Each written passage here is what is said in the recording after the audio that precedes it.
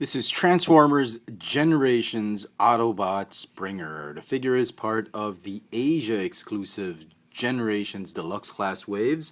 If you're in North America, you'll probably be getting these as a Toys R Us exclusive. Not sure about Europe.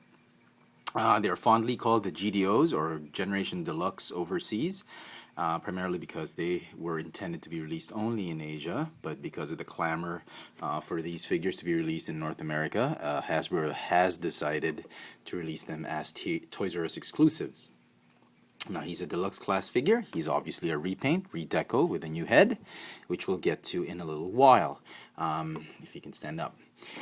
Here is the packaging. It's done in the 2011 Generations packaging.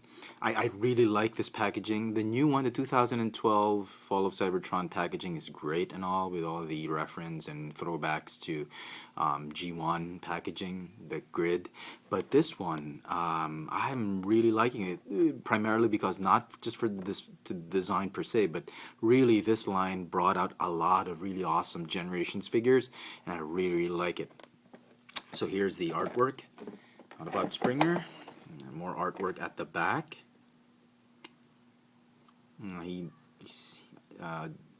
Obviously this is not a triple changer, two-in-one.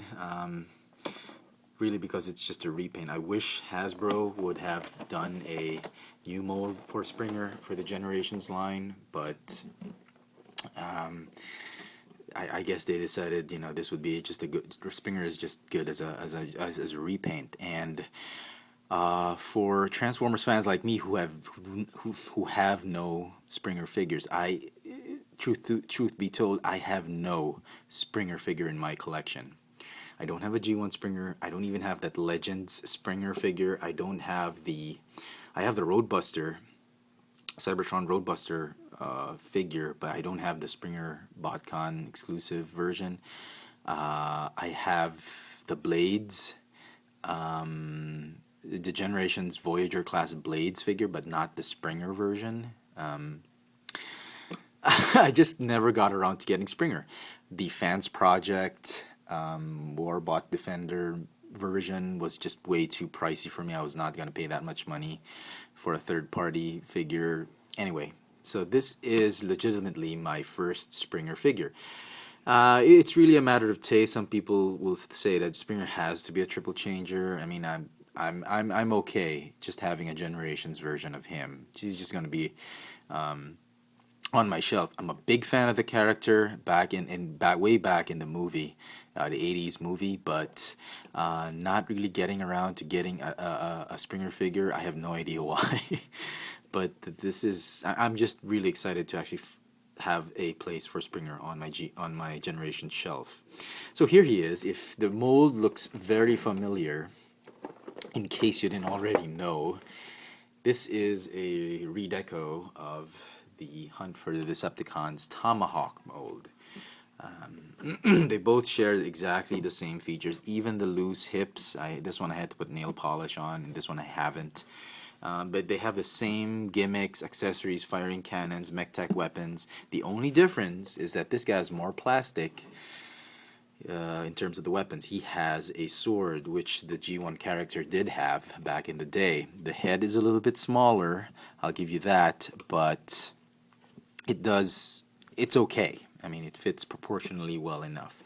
Now, if you're not a hardcore fan of the G1 characters, I'm a big fan of the G1 characters, not a big fan of the G1 toys for some reason. But I love the characters, so I absolutely had to get this one. However, if you are just collecting Transformers for the sake of getting the mold, and you just want one of each, I still think the Tomahawk version is the far superior figure between the two, regardless of not having a sword or whatnot. But the paint apps, the design, the deco, even the head sculpt, I think this is far superior to this one. But again, as I said, if you're a big fan of the Springer character back in the 80s, this is the one you want to pick up. If you're the casual collector, you're not really a hardcore G1 character collector or Transformers collector, you don't have to get any. This one I think has already gone on clearance. This one is a little bit more hard to get now, especially that it's going to be an exclusive in North America, and it is, even in Asia, very difficult to pick up. I actually picked this one up at Our Toys. It's a hobby shop, a local hobby shop here in Manila, and it's probably going to come out in retail, but fans are going to be after him. So if you're just a casual collector, you don't have to get these figures. You get one, get this one. All right. So there he is. Here is a size comparison with Perceptor. So he's okay. He's sort of G1-ish. He can fit sort of on the shelf. There's a lot of the movie verse going on here on his legs, but yeah. So again, he's got a sword. The sword has some pegs. You can peg it on to under the wings, which will go do it in vehicle mode.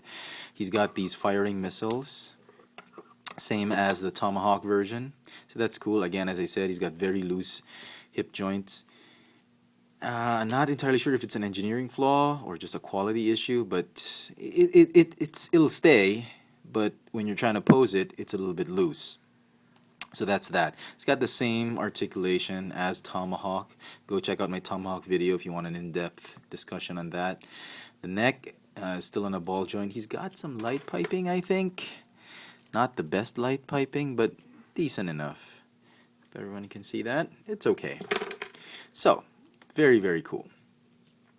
To transform him, you want to go ahead and do the arms first, like that. Open this up. Oh, we'll do that later. This one, open. And as you can see, this will form the tail of the helicopter. What you want to do is rotate. On my figure, the blades are actually very tight, which is very cool. I mean, it's not great for playability wise, but as for a display piece, a tight rotor blade is really nice. It doesn't go flailing all over. It's not focusing. Focus, please. Go ahead and tuck the head inside, like that. Come on. Oh, what am I doing? All right, tuck the head, like that, and close it up. That's okay. Go ahead and snap the cockpit up in front. Go ahead and rotate the shoulders. This one goes like that, like that. Okay. And then the arms form the tail section. Fold it like that. And fold it like that. And then join them together.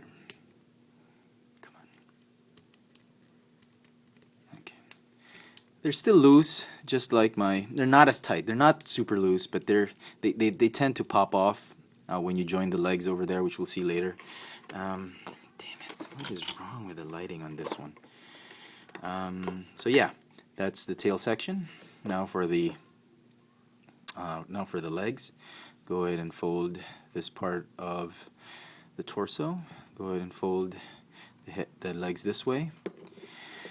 Go ahead and fold the legs this way, the feet this way, I'm sorry, like that. Fold the toes up like that. And there are some customizers, kit bashers, who've actually modified the legs in particular.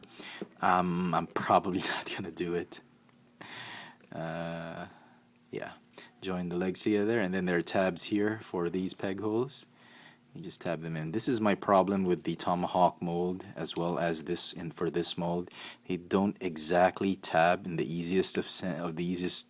They're not the easiest tabs in the world to actually put together, but once you do, they're pretty tight, but they tend to rip apart as you play around with the helicopter. But you know, if you do it right, they should stay in place like that.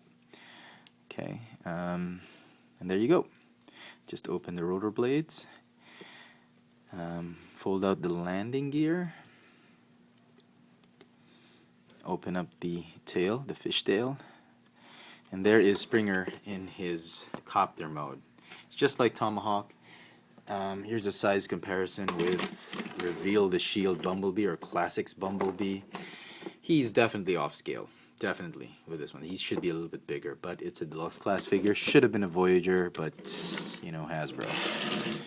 So, the only way the sword is going to peg into alt mode is if you move the